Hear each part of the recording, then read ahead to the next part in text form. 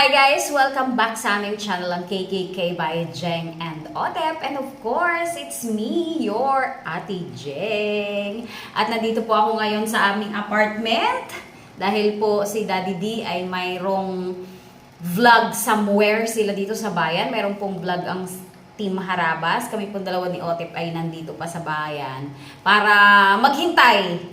Para maghintay talaga. Naghihintay po kami, syempre, bago umuwi. Syempre, dito na kami magdi-dinner. May dala-dala po si Daddy D dito, galing sa bukid. Ito po, tada! Ayan, nakikita ba? Ayan, yan.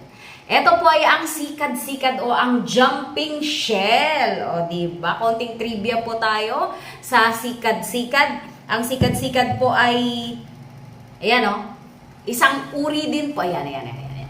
Isang uri din po ng shell. Buhay pa po yan. Buhay pa po. Na mayaman po sa protein. Aba talaga naman. At syempre, bukod sa protein, meron din po itong zinc and iron and, of course, omega-3 fatty acids na talagang kailangan ng ating katawan. At syempre, mayaman din to sa iodine. Diba yung mga shellfish? Mayaman daw sa iodine. O, diba? Tapos po, lalagyan lang natin ito na parang tahong, parang usual na shell. O, meron po tayo ditong tanglad. Tada. Meron tayong luya, sibuyas, at bawang. O, so, complete talaga si Daddy D kong magdala. Nakakatuwa naman po, ang dami yung tanglad eh. O, pero hindi naman po natin ilalahati yan, syempre.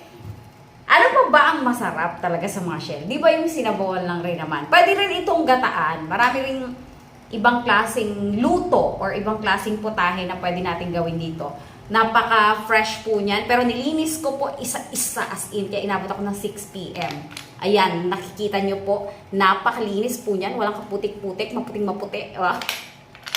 Mistisang-mistisa na po sila.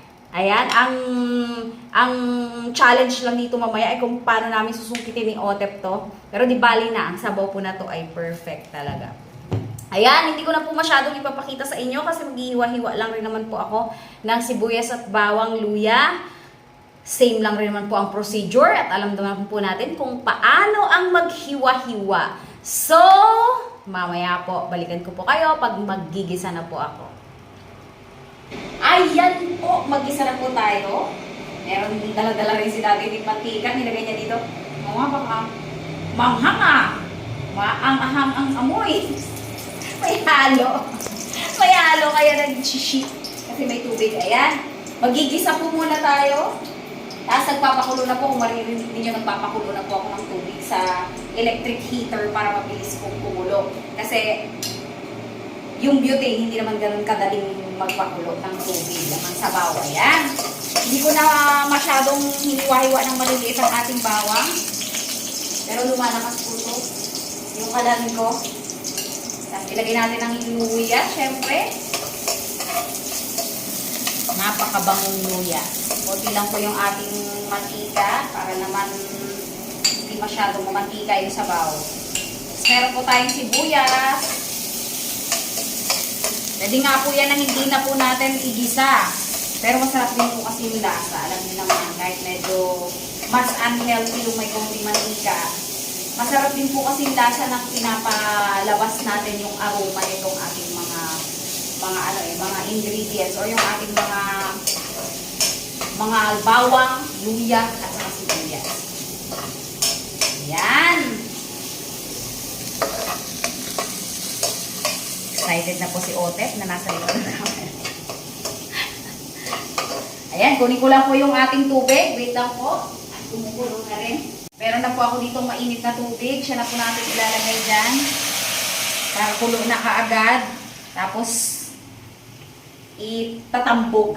Tambog talaga. Ilalagay na lang po natin mamaya yung ating sikad-sikad. Saka po ito lalagyan syempre natin ng tanglad at yung ating asin. O, lalagyan po natin yan. Ayan. Pero ito po ay hindi ko sure kung maalat. Dahil nga po ito ay sikad-sikad na galing sa dagat. I'm not sure kung medyo maalat po ito. Yun pa lang hindi ko natanong kay Daddy D kasi sila po ay kumakain na ng sikad-sikad before. Tingnan ko nga kung kaya na kung pagpasya na to. Dagdagan natin konti. Yan, okay na yan. Ayan po, hintayin lang po natin. Actually, kumukulo na po. Kung makikita nyo, kasi kulo naman na po yung tubig. Ayan, ilagay na po natin yung ating sikat-sikat. Kasi yun nga po yung purpose. Kaya pinakuluan ko siya. Pero pakuluan ko po muna pala ng konti yung ano, para sure tayo. Yung tanglad, para at least lumabas din po yung aroma ng tanglad. Wait lang po, sandali-sandali lang po. Ayan, ilagay na po natin. Pero hindi ko na po masyadong ipapakita sa inyo.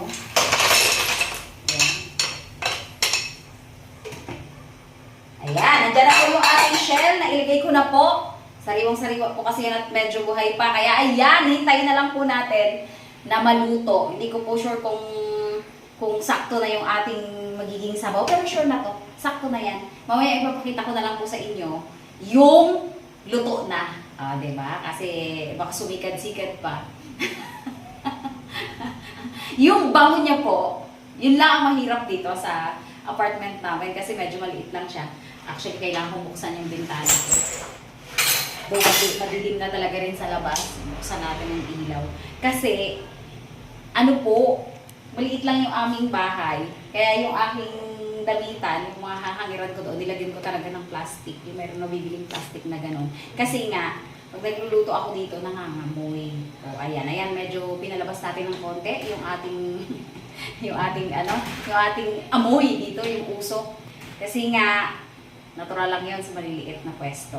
Ayan, konting-konti na lang po at maya-maya lang kakain na po tayo.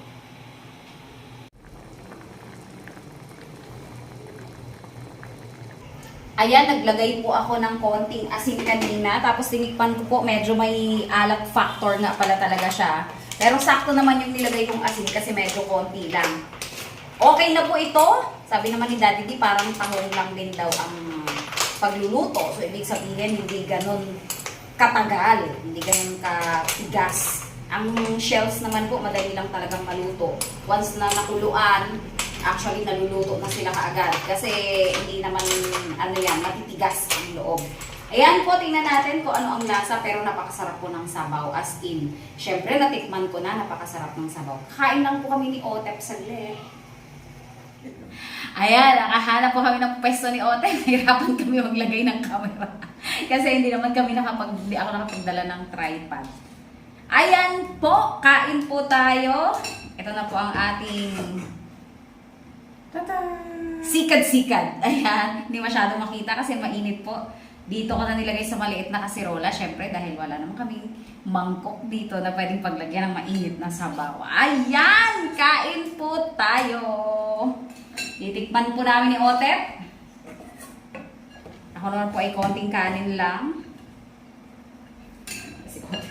Yung tirang kanin pa po namin yan kaninang lunch. Iwan po natin kung maganda ang pagkakaluto ko. Tikman po natin ang sabaw, syempre the best. Ito na ang nilagay ko para at least yung sabaw madaling ibuhos. Madaling ibuhos. Tikman mo muna ang sabaw. Thank you Lord for this food. Suwabe po ang laman. Ang sabaw. Parang ano po siya? Walang pagkakaiba sa sabaw ng mga tahong. Mas gusto pa ni Otep yung ano. Teka, baka mabuhusan mo ako. Dahil mabigat. Tingnan muna natin. Tingnan natin muna po yung laman. Kasi meron na nga akong matulis na tinidor dito. Kaya lang, yun lang ang hindi namin sure kung paano siya kukunin. Siguro hilahin. Yun! Ayun po, nakukuha naman pala. Mabilis naman pala makuha. So, tatanggalin mo lang yung medyo black, anak. Kasi yan ang hindi kinakain. At saka syempre yung kamay na po namin. Yung kanyang kamay. Sarap! Parang din po siya. Lasang lukan. Ganun. Or lasang yung shell din po na pilipit na kulay black. Nasarapan si Otep. Madalang po kami makakain ng ganito. Yung iba po akala, dahil sa probinsya, madalas din po yung ganito. Hindi naman po kasi ito mayat maya na meron din. Yun pala yung purpose niya, yung hilahan yung kanyang kamay. Ang dali lang po pala. Tapos yung mga ano niya, yung black niya sa dulo na, natatanggal naman ng kusa. Ayun, no, naiiwan po siya sa loob. Naiiwan niya siya. Ayan po, naiiwan sa loob, yung kaputol. Ay, ewan ko kung nakikita, ayan. Naiiwan po yung black sa loob at eto po yung laman niya, malaki. Aalisin lang po yung kanya parang palikpik na pangsikad. Yeah. Ay, masarap siya!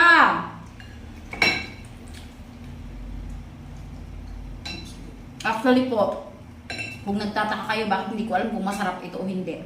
Ngayon pa lang naman po ako nakatikim ng ganitong, ako mismo ang nagluto. Parang nakatikim ako dati pa, nung bata pa ako or basta medyo matagal na. Sarap, naiiwan yung black, no? Yan o. Naiiwan, yun yung nakadikit sa katawan niya eh. Ito po mga shell, sabi ko nga kay Daddy D, kasi kung titingnan nyo po, napakaganda at napakatigas. Ito po yung mga shell na ginagawa pong mga handicraft, mga artwork yan. And huhugasan ko po ito at patutuyuin, hindi ko po ito itatapon. Kasi marami po akong pwedeng gawin dito na artwork. Papakita ko po yan sa inyo later. Okay na ako dun sa kanin. So magpapapak na lang ako ng ating shell. Masarap. Dahil nasarapan si Otep. Yan. Madalang din po kasi makatikim yan ng shell. Usually, lukan kasi ang ano sa amin, ang common. Ayan o, ang dali niya lang pala. Yung kanyang purpose pala ng palipalikpik niya na yung napansikan ay para din doon. At saka kusang napuputol po yung black. Parang mahawakan. Yung parang flipper niya na. Panghawak. Nakakatuwa. Lasang tahong din po. Saka lasang yung bagomon. Ganun din siya. Ayan o. Ayan o, napuputol pong kusa. Puputol siya. Ang sarap. Kasi malambot. Hindi siya matigas. Kasi mayroong mga shell na medyo matigas po ang texture. Ang sarap siguro ito gawing sisig. Ang sarap po ito. Ay, malambot lang siya eh. Ayun o. Ayan o, may natirang konti. Tanggalin po natin. Ayan! Sa ganitong punto po, ay nagkaalaman tayo kung masarap o hindi ang ating inilutong sikad-sikad. Halatang halata naman po kay Otep na talagang sarap na sarap siya.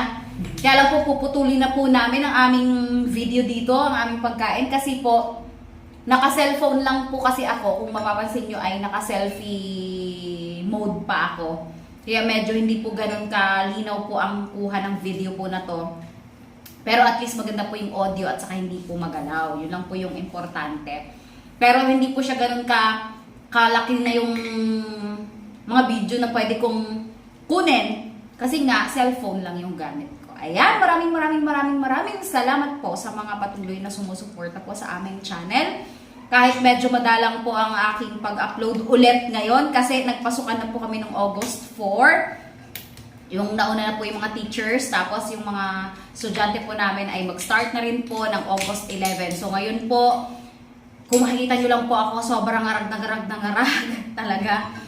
Tapos sobrang puyaters every night kasi po syempre syllabus, TOS, exams, ginagawa na po namin ng early this one whole week. Tapos nasabay po yung aking title defense. Ayan, halo-halo na po. Kaya medyo madalang po ulit, pero syempre pag nasa transition na naman kasi ako ngayon, pero syempre pag nag-smooth na naman po yung aking schedules, ayan, sige na naman po, mag-vlog na naman po ulit ako. Kaya lang may pasok na, weekend na lang po. Ayan, maraming salamat po ulit. Pwede po nyo akong i-follow sa aking Facebook account, Josephine Guansing De Dios. And kay Daddy D naman po ay Dante De Dios. Maraming salamat po and God bless. Si Ote po ay tuloy-tuloy sa pagkain habang ako ay tuloy-tuloy na sa pagsasalita. Kasi nasarapan po talaga siya. And syempre, masarap din po yung sabaw. Thank you so much po. God bless po. And happy birthday po pala sa lahat ng August celebrant natin. Ayan, maraming pong August tayo sa family. Marami talaga. Marami po sila sa August sa pamilya natin. Sa Harabas family, makita nyo na lang po ang mga celebration sa Chic Girl at saka po sa Team Harabas. Thank you so much po. Bye!